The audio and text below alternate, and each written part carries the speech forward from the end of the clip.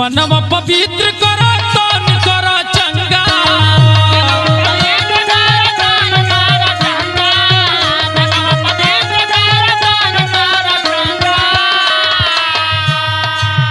अहे उतर के कठवती में गंगा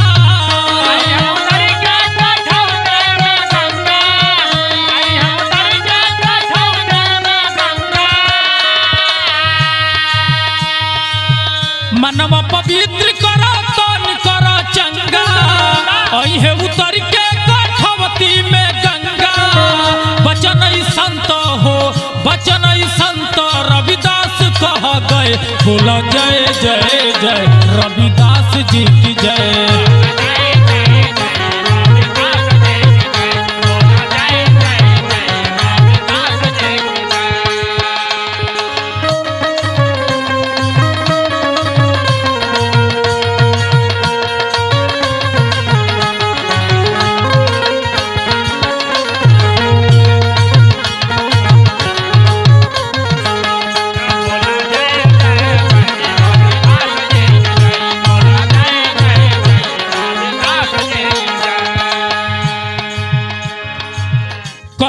पूजा कैल कर निरभय कर भलाई जग में होई तोहर जय जय।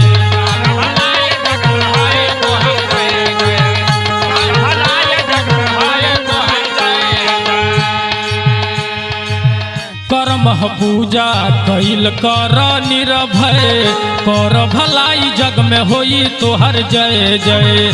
करम सुख दुख कर में पूजा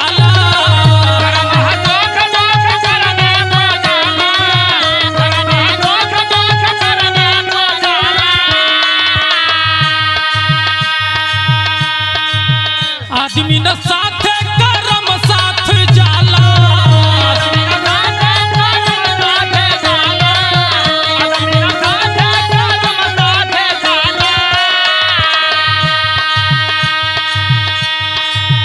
करम सुख दुख कर में पूजाला आदमी न साथ करम साथ जाला कल करमवा साहब कह गए बोला जय जय जय रविदास जी की जय।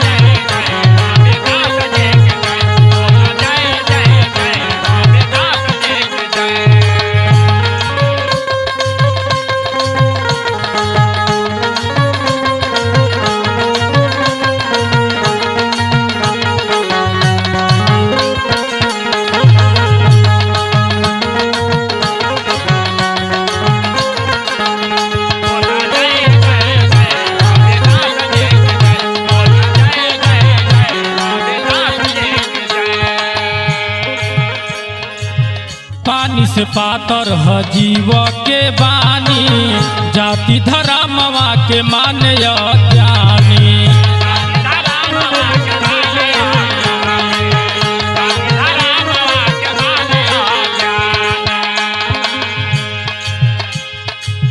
पानी से पातर ह जीव के बानी जाति धर्मवा के माने अज्ञानी।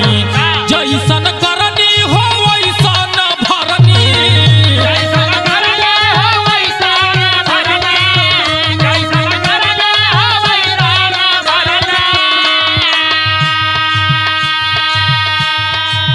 करम ही पार करे बया तरनी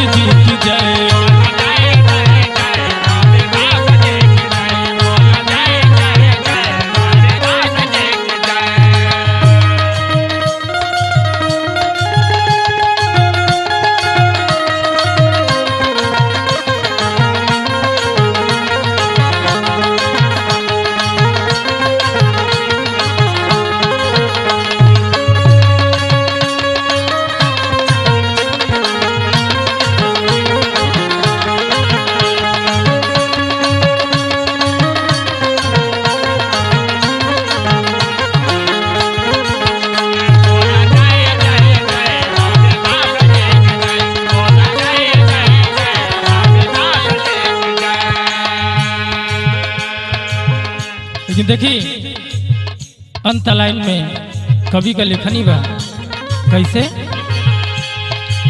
दुनिया बाग फूल खुशबू माया, झूठे के बगिया में मधु कर लुभाया।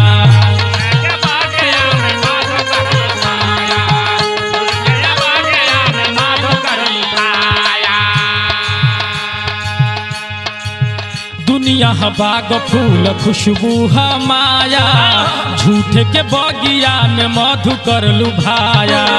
गावे भूपेंद्र हो धरी धियनवा,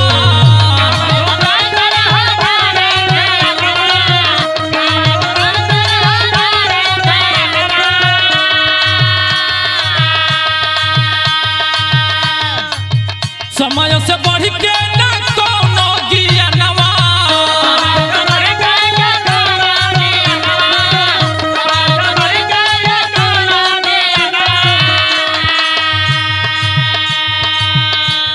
भूपेंद्र हो धरी धियनवा, समय से बढ़ के ना कोनो गियनवा।